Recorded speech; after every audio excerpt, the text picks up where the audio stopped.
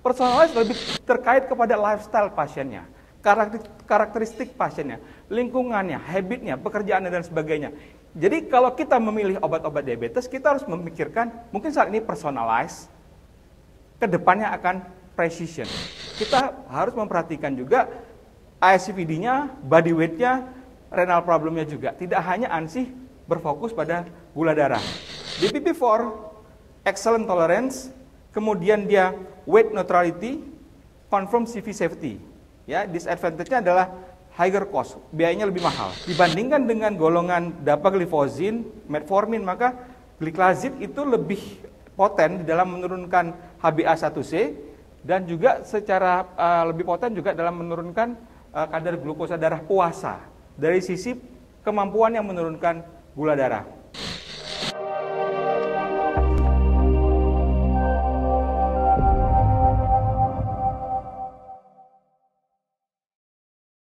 Nah, kalau kita lihat di sini relatifnya 6,4, sehingga dia memang berisiko untuk menyebabkan kondisi yang jantung yang kurang baik. Berbeda dengan katakanlah di sini gliclazid MR. Ya, di sini kalau kita lihat SUR 1-nya 50, SUR 2-nya 0,8, sehingga relatifnya itu 16.000.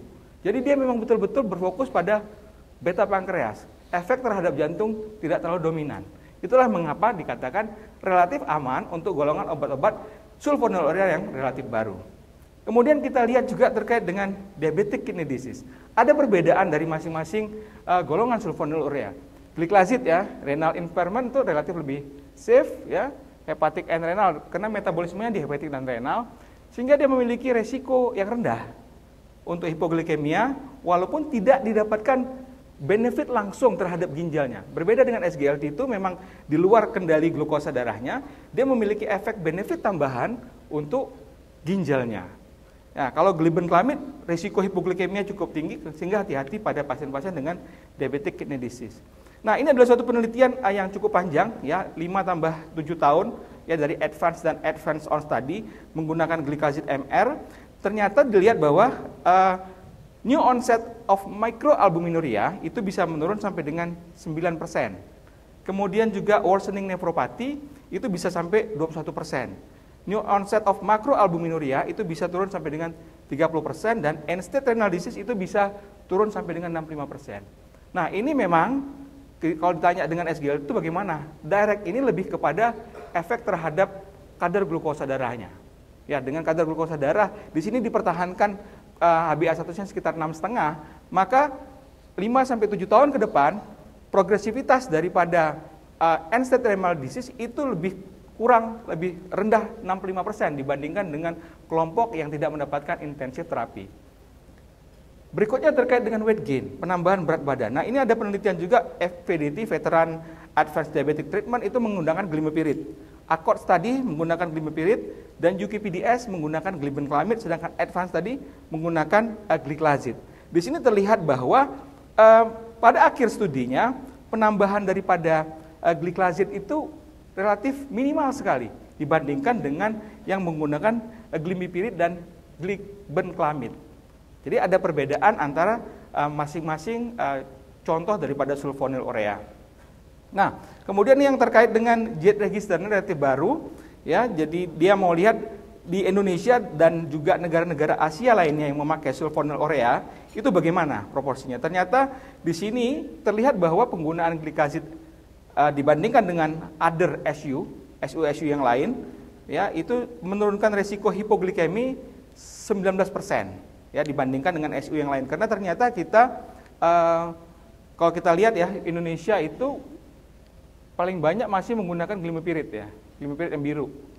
Ya, sedangkan yang gliclazidnya di sini Malaysia lebih banyak menggunakan gliclazid. Jadi hampir dibandingkan di negara-negara Asia ini, penggunaan gliclazid dibandingkan dengan sulfonylurea yang lain, resiko untuk hipoglikemia lebih rendah, plus juga terkait dengan related quality of life. Jadi dilihat bagaimana mobilitasnya, self-care-nya, kemudian aktivitasnya, ternyata yang menggunakan gliclazid itu lebih kurang keluhannya, ya. Nah, kemudian ini ada satu lagi terkait dengan Ramadan yang ada studinya juga di Malang juga melakukan terkait bagaimana penggunaan obat-obat oral antidiabetik selama Ramadan. Ternyata peningkatan risiko hipoglikemi itu banyak terjadi pada penggunaan SU secara umum, tapi kalau di breakdown, penggunaan DPP-4 dan glikazid MR itu relatif lebih sedikit risiko hipoglikemia, dan antara DPP-4 dan glikazid MR itu lebih kurang sama, sehingga International Diabetes dan juga Diabetes Allowance Ramadan itu mengatakan bahwa penggunaan obat-obat seperti glibenclamid yang meningkatkan risiko hipoglikemia sebaiknya dihindari pada saat Ramadan, digantikan dengan second generation, dalam hal ini adalah gliclazid atau glimepiride. Nah, ini adalah summary terkait dengan consensus report recommendation dari hampir semua panduan ya terkait dengan penggunaan SU atau positioning SU saat ini di mana. Kita mulai dari UK setelah metformin dia mengatakan bahwa tambah DPP-4 atau pioglitazone atau ada SU masih atau GLP-1, walaupun di sini tidak ada spesifik terhadap glikazid MR.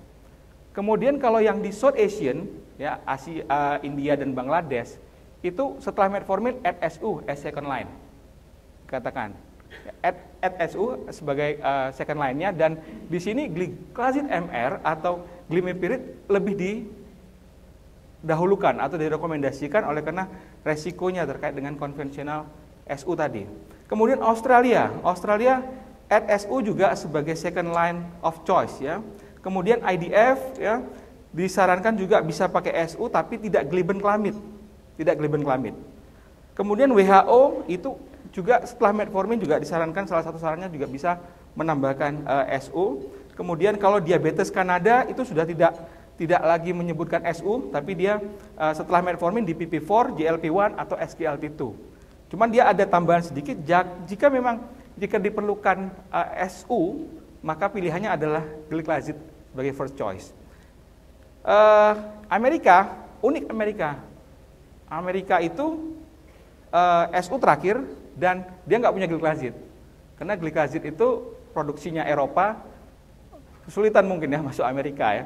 Jadi di Amerika itu tidak ada gliclazid ya. Sedangkan kalau di Eropa itu masih ada tempatnya walaupun yang keempat, ya yang terakhir ya. Dan kalau memang sangat-sangat diperlukan SU maka pilihannya adalah ke golongan gliclazid terkait dengan resiko hipoglikemia tadi.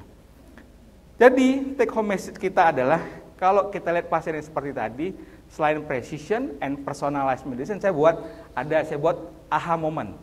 Ya, yang pertama kita pertimbangkan age-nya, usianya. Yang kedua BMI-nya. Ya, kemudian CKD, dia ada nggak CKD? Ya, kemudian D duration of diabetes. Ya, duration of diabetes, terus E-nya establish of CVD. Nah, E-nya ini penting nih terkait dengan cost. Finance. Ya, bagaimana nih? Tadi kalau sebagian besar panduan mengatakan SGLT dan sebagainya yang di Eropa, tapi kalau memang cost is an issue, maka bisa dipertimbangkan sulfonylurea. G-nya glycemic statusnya dan hanya itu terkait dengan resiko hypoglikemia. Jadi aha moment ya untuk bagaimana kita memilih obat diabetes. Terakhir, saya mau nutup dengan satu quote bahwa kedokteran bukan hanya seni mengumpulkan pengetahuan, tetapi lebih dari itu adalah seni menerapkan pengetahuan tersebut secara tepat sesuai keunikan setiap individu. Terima kasih. Assalamualaikum warahmatullahi wabarakatuh.